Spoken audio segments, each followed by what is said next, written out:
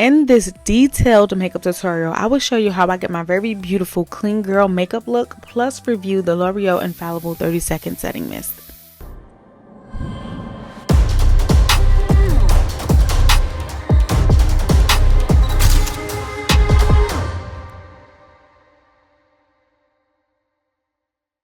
Of course, I love to start off with a clean and moisturized face, and I'm always going to prime. Okay, this primer has some type of luminosity to it, so if you're going for a dewy look, this will be really great. But if you mattify your makeup too much with specific products, foundation, powders, and all of that, you may just cancel out the luminosity altogether.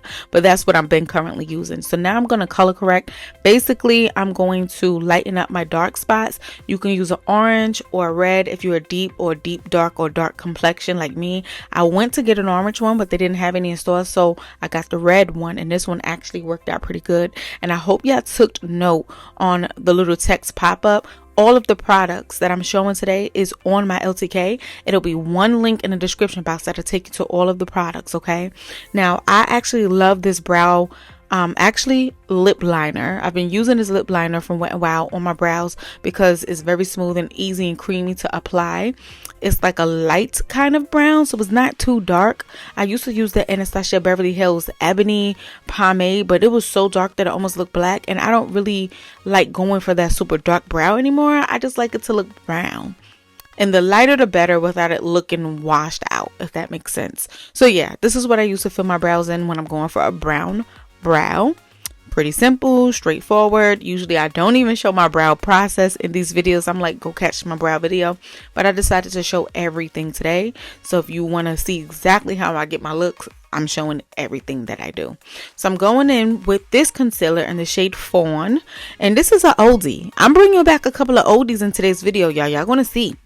This used to be a jam. The LA colors, the LA girl concealers used to be the jam in the early 2010s. And I've tried a lot of other concealers throughout the years, and I like them, but I love this one, so I just went back because it's very affordable. So it was like $3. So yeah, I mean, a lot of this video is self-explanatory too, so I'm not explaining every single detail because you see what I'm doing. So I'm just going to tell y'all the stuff that I want y'all to know. But this I'm actually using as like an eyeshadow primer, and then I'm going to set it with my setting spray so that way it's not moving and creamy, so when I add the eyeshadows it has something nice and tight to grab onto. If you feeling my vibe and you want to see more beauty, fashion, or videos like this, please subscribe to my channel. It help your girl out. And if you want to be notified every time I drop a new upload, go ahead and turn on that notification bell so you do not. This is a fresh collection, this Nude Ambition by Morphe palette, and I have been using the same palettes for years, but y'all know makeup does expire and it does carry bacteria. So I have recently threw out a lot of makeup, so this is actually the only palette that I have at this moment, which is okay because I specifically chose something with neutrals and stuff, since that's usually what I wear most of the time. So I've been loving the palette. It is definitely pigmented. As you can see, that first color that I had applied, which is very light, and I have dark lids, it actually stayed. Sometimes my dark lids eats it up and I have to add a whole lot of whatever light color shadow I'm using, basically caking on for it to pop through. So this is a really good palette, and it's very pigmented, y'all. But I'm not doing all that cut crease, all that special stuff that I used to do. I keep it very simple nowadays. Okay, so I'm going with that color there, and that's just to add a little bit of tone to it, because that first brown that I put was it didn't have a real tone to it, just dark. So I'm trying to put some type of color to it without it being a bold color. Okay, and then y'all know I'm always doing my wing liner. You can totally skip this step if you want to. I don't think it's necessary, but I'm just so used to it, and I just love the crisp look of a winged liner. So I just been doing it for years. Like, I just can't help it. It just has to be a majority of my looks. But yeah, you don't have to do it. I think the look will be equally as beautiful without this. And to be honest with you, a wing liner this sharp and thick is not really clean girl makeup, but I just had to have it. So anyways, I'm going in with this True Match foundation, which is the closest to my complexion of a foundation that I've had in a very long time, but it also does depend on the time of year. If my skin tans too much, or if it's a winter and I'm not tanned enough, it could be too light or too dark. That's just the way foundations work, y'all. But it's a really good foundation. It works really good as a base for me. In my opinion, it's like a light to medium coverage. It's not really a full coverage foundation, but I don't mind it too much because I've been working on my skin, and my dark spots and my acne hasn't been as bad as it's been in the previous years. So I felt like I didn't need as much coverage, but also with all of the other layers of makeup that I'll be adding, coverage will be added on top, as you can see. So yes, this is how I do my concealing now. And fawn that's the highest I'm gonna go. I do see some women still using shades maybe lighter than this for their complexion. Like if they were me, they will use something 2 more shades lighter than this, but I don't like to do that. I get something that is like 2 to 3 shades lighter, because this is like 2 to 3 shades lighter, y'all. This is not my complexion, but depending on where the light hits or where the sun hits, you know, when you go outside certain angles, you know how you might look lighter. If you take flash photography, you may look lighter. Lighting also plays a big part on what your complexion looks like, and I'm saying that to say though it's about 2 to 3 shades lighter, once everything is blended together, it's not going to look harsh. I don't like the harsh look, so I will never go any lighter than this purposely. As you can see, I'm trying to blend it in so that way you won't really see a line of demarcation. You would just see different shades going on. So that area on the sides of my eye near my wing, I will be going in right there. We go right there. That's what I'm talking about. I don't want any harsh lines. I want it to look as natural as possible. So yeah, this ain't a wig video, but I did have to take off this band. If you are wearing a wig, ladies, you know, you kind of got to get that foundation into the lace so that way everything blends. So yeah, I did do a little bit of some of that too, because I didn't want to take off that band and it was just looking like, whoa, what's that line right there? So anyways, Sacha Buttercup. Okay, I told you I had a couple of oldies. I have a couple of oldies. Now, this is not old. I didn't hold on to this for 10 years. I actually bought this still a long time ago, like 2 to 3 years ago. Girl, but I love the warmness and the yellowness of it. So I love it. This is my favorite setting powder for highlighting. It just gives me a nice warmth, which I love so much. Now, Laura Mercier translucent, the white one, that's a nice one too. But this one is good when you want warmth. Now, this right here, ooh, this is a gem. So this is a pomade. It is a bronzer, okay? A nice putty like bronzer, very pigmented, okay? So I like to dabble it in, and before I dip it again, I was like, let me spread it out to the other side, because the other side, the first side was getting a little too dark. So let me get some of the brush to brush it off over here first. It's very, very pigmented. So I'm going to warn you and tell you, have a very light hand, okay? The first time I ever used it, I had to wipe off my whole face and do it over because I applied way too much. And blending is still key. Now, also, it would have been better if I would have added that bronzer before I set my highlighted areas with the Sacha Buttercup powder, but I forgot. Players mess up and it happens like that. It just makes more work for you. You just have to blend a little bit better, but it's all good.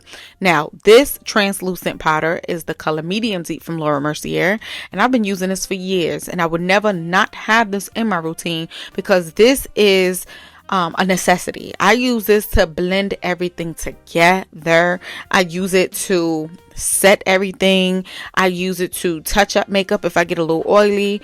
Okay, I'm a medium deep girl, or medium girl, whatever you want to call it. I'm melanated, and so I got the melanated brown. It's loose, so it's not going to be as opaque as like a pressed powder. It is translucent, but it does have brown to it. So I love it, love it, love it, because it gives you some type of control when it comes to blending all of your colors together without muting the colors, like the highlight that you did, the contouring that you did. It's not going to mute it, but it's definitely going to help in getting a seamless blend. So it's a must. Now, I'm not going to talk about all the brushes that I'm using. This is an eyeshadow application brush. I will find one to get all the little tight spots near my eyebrows and stuff like that. The brushes, I got brushes from, oh wait, hold up, wait. Forget the brushes. This right here is a bronzer. Bought it to bronze with. So pretty, so cherry, so gorgeous, beautifully pigmented, so use a light hand. And I was so mad because I did not film me applying it. I pressed the button, which was the focus button and not the record button, and I wanted y'all to see how I only dabbed a little and put it on my cheeks. But look at my cheeks though, the cheeks are popping. That's some good stuff. I get complimented every single time I wear it. But what I wanted to say about the brushes really quick is I have brushes from years and years from all over the place. So I can't even say which brush I use for this and which brush is best for that. I just pick up what works for me at the moment as long as they're clean, okay? But you can take note and look at the type of brushes I'm using and then decide which kind you want to use from that. But as far as specific brands and stuff, I don't know, girl, okay? Big fluffy brush for your big face of powder blending, etc. You get me. But anyways, let's move on. So now I want to go back into this eyeshadow palette and I'm going to add some color to the bottom of my lids. Waterline. I never ever forget to add some color down there, because without it, it's just blank and bland unless you're going for a no makeup look. But if you're using eyeshadow, you might as well add some to the bottom. That's just my 2 cents, okay? And I love to add in some dark. Usually I keep the dark more on the outer corners of it, y'all, to bring in like a gradient effect. And I don't know why I'm using so much setting spray today. I don't know. I think I was testing some stuff. I have an idea why, but yeah. Anyways, I used that e.l.f. one really because it's mattifying, and that's where I really wanted it to be, in my little greasy, oily spots. But yeah, anyways, I set my makeup a few times throughout doing my makeup because it's not as chalky and powdery and cakey, and it allows more products to glide on easier. That's why I keep setting my face in between, adding more stuff. Now leave a comment below if you still got your trophy wife Fenty highlighter, because your girl be holding on to stuff for a very long time. I should get rid of it, but I don't have another highlighter yet. I don't even use it. I do use it often. I'm not even gonna sit here and lie. I was gonna say I don't use it often. I do. This, yeah, I use it. This and Juvia's Sahara Volume 2 or whatever, I threw that away. I've been using both of these, rotating for years and years. But oh my gosh, don't use expired makeup, y'all. Don't be like me. But anyways, that waterline, because I didn't talk much about it when I applied that white eyeliner. That white eyeliner that I put on my waterline is super creamy and easy to apply. So if you are into white waterline eyeliner, get that one for Makeup Revolution. It wasn't even that expensive either. It's super creamy, okay? Super creamy and easy to freaking apply. And I love it so much because I used to use a NYX Jumbo Eye Pencil, but it was so fat. I haven't found anything creamy like that since, that was white and not an arm and a leg. But this one that I have on my waterline, off the chain. Anyways, I had to choose which lip liner I wanted because I have a few new brown ones that I just bought and I love all of them. They're so freaking creamy. But I went based off shade, how dark or light or what kind of tone I wanted my lip to be for the day. So this is what I ended up going with, y'all. And I'm going to make a separate video for those brown liners that I have because they're all off the chain. Trust me when I tell you. So I like to line my lips, and I also like to fill it in and use it also like a lipstick in a way, so I don't have that line of demarcation between lipstick and lip liner. Y'all know what I'm talking about. I give mustache vibes. I'm not going for that look at all. So I do apply my little pink nude lipstick. This is a matte one because it's drying and I like my lips to be matte. I don't do lip gloss on top of my lipstick a lot because I don't like my hair to get on it, if that makes sense. And then I actually dip this brush onto the lippy because that Juvia's the stick that comes out that tube is so thick it doesn't give me enough precision, and I didn't want to mess it up, so I'm using a brush to blend all of this together. Okay, girl. And this is how I be getting my nude lips. I'm a nude lip girly. I nude. It's rare that I bust out with some color. Okay. And it's rare that I show y'all me do my lips in a video.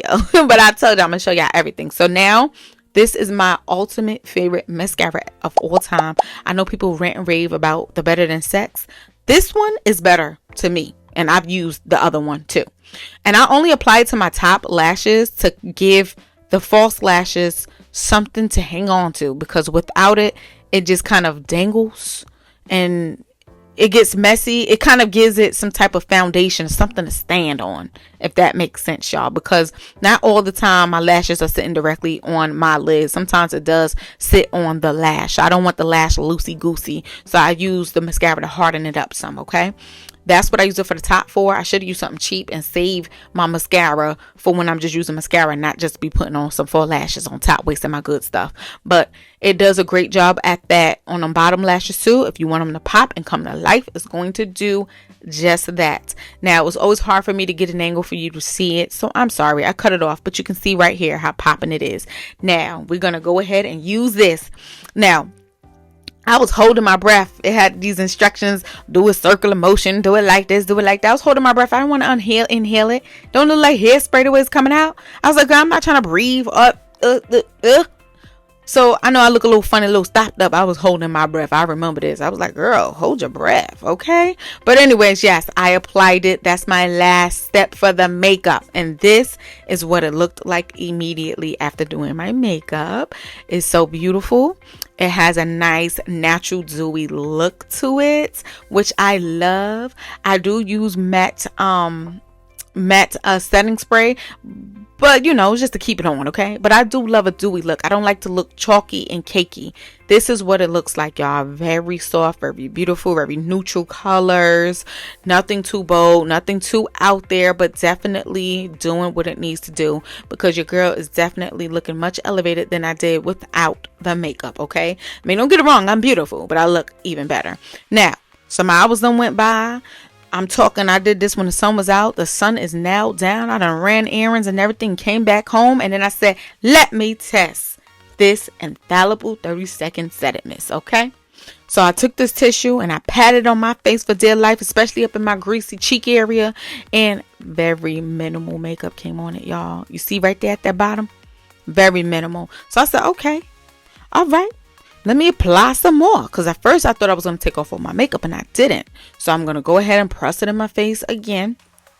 Get up in there, see what I could do. You see me pressing, okay? And look at that. Minimal to none. So then I went to the other cheek and I said, okay, let me see what I get from the other side. So then I went, boom. And then I'm going to get my above my brows, and that's usually where most of it comes from. This is some good setting mist right here, girl. It's almost doing, look, hold up, let me show y'all. Bam! Pretty good, right? This is some good stuff considering the hours, and my greasy skin should have washed it off, but it didn't. So I would have to say that the setting mist is absolutely amazing, because with my greasy skin, I thought it was going to melt that thing right off, but it actually had very minimal transferring, very minimal, which is absolutely amazing considering the hours that I wore this makeup. But this is how I get my little clean girl look with the neutral color tones and not too much bold going on. Let me know what you think about this look down below, and if you have any questions, I will be glad to answer y'all. All right, so the video is over. Thank you so much for watching. Now, if you have any questions or comments, go ahead and drop it down in the comment section, and I'm gonna go ahead and chit chat with y'all. You know I love to do it. Bye.